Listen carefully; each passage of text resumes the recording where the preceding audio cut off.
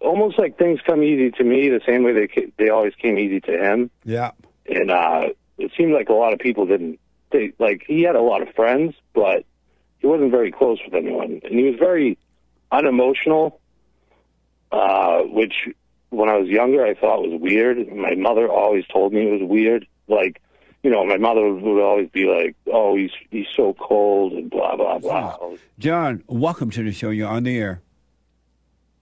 Hey Jesse, how you doing? All is well, John. So I was calling. I wanted to get one of those shirts that you have that says, "Your daddy didn't leave you; he left your mother." But when I forgave my father, he told me that he indeed left me, not my mother. And why did he leave you?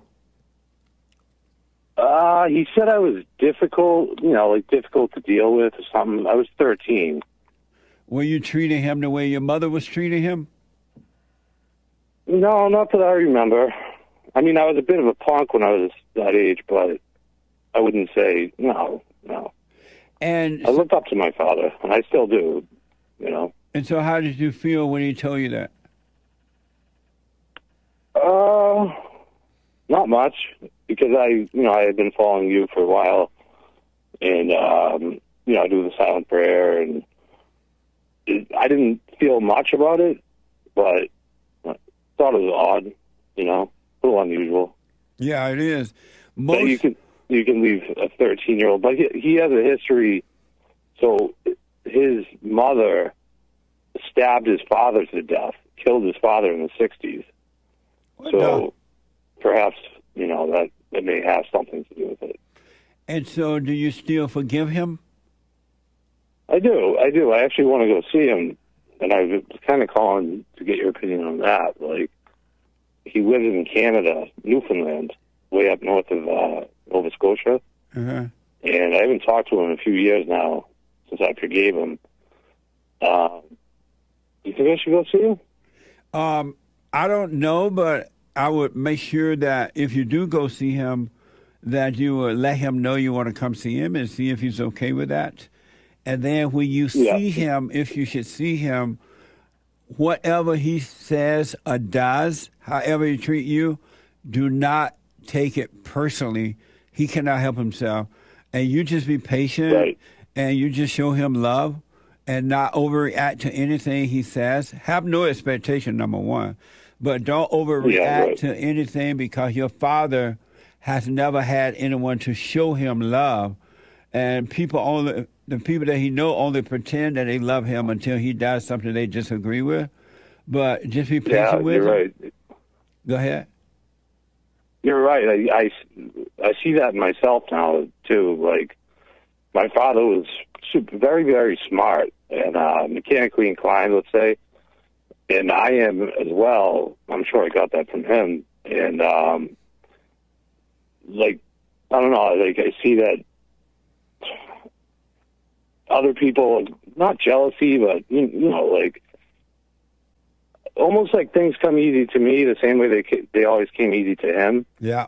And it seemed like a lot of people didn't.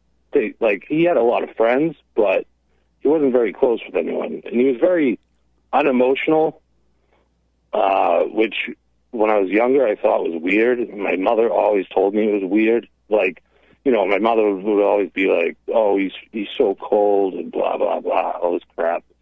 And and that's now at 35 years old, I look back and he was right about being unemotional. Yeah.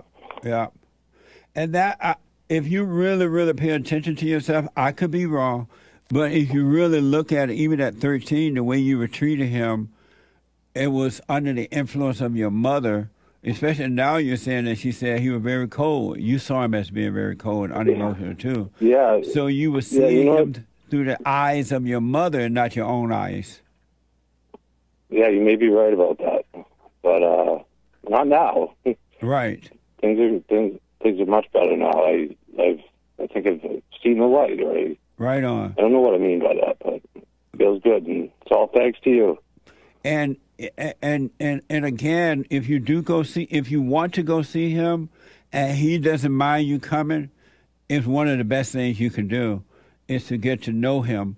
But if he Yeah, doesn't want you to I would like to. yeah, if all I children... saw him when I was 19. When I was 19, I went up there. And how did it go?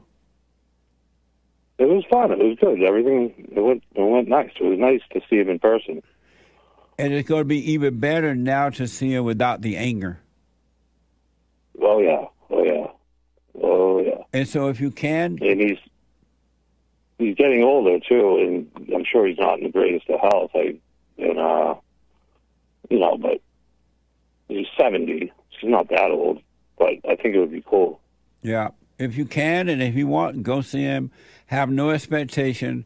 Whatever he does or say, you stay calm and don't hold it against him, and you just treat him the way you would like to be treated. And that can impact him in ways that you can never imagine. Because real love is stronger than hate, than anger, right? Anger has no strength at all. But real love, which comes from God only, it has the power in it. Right. It's like God versus the devil. Yes, absolutely. God's going to win. Love is going to win every time. Love will conquer all every time. Right. All right. Well, I think I'm going to reach out to him. Nice. Let me know how it goes. I wish you well with that, too. All right. Thanks, Jesse. All right, buddy. Thank you. Amazing. One of the best things, there's like 3 or 4 best things you can do, and then some more. Number one is to forgive. You're only bringing hell upon yourself when you have anger, men and women. You're in hell, bringing hell, cause and effect. It's all on you. Number 2, give up trying to change your own life. Let it happen. Number 3, when you forgive, return to your Father. What is missing is you've been turned away from your Father. Love your Father, your earthly Father. You cannot help but love God. And love just simply means don't hate, don't be angry. It doesn't mean you have to hang out, you're worried about anything. Just don't resent them, because you're never going to love God. I don't care how many Bibles you read. It's Bible Thumper Thursday. How much you hoop and holler and jump up and act out and praise Jesus. As long as you have anger and don't love your earthly father, you're not going to love God. How can you say you love God or who you never seen and resent your earthly father? He is the Son of God. The Son. He may be a weak son, turned away from the Father, but he's still the Son. He in the wilderness, lost in the desert. He's just a son that lost in the desert. And so are you. When you return to the Father, God killed the fatted calf. My child is home. And you'll be fine. And then the ego death will happen if you work on you. Just pay attention to you. Everything starts and ends with you. You want to be whole. You don't want to be divided. And all people who live in their thoughts, in their imagination, are divided. You're up and down. And you have no clue that you're screwed up, even though you're miserable. You're divided. Christ came that we may be whole. We may be one. Satan wants you to be divided in time and in your mind, living in the past or in the future that doesn't exist. If you get away from thoughts, you'll be free. And you will get away from it if you truly, spiritually, not intellectually, but spiritually see that you're wrong for holding on to anger. You must forgive. And forgiveness is, I'm sorry for resenting you. I am wrong. And it doesn't matter if the person accepts it or not, if they deny it, I don't care who it is. That's on them. They're responsible for their lives. You can be free right here on earth. And then all the false illusion of you, because you are built, we all are built with so many illusions and ideas that it's like, who am I really? Who am I? The one thing I want to tell you for sure, who you think you are, you're not at all.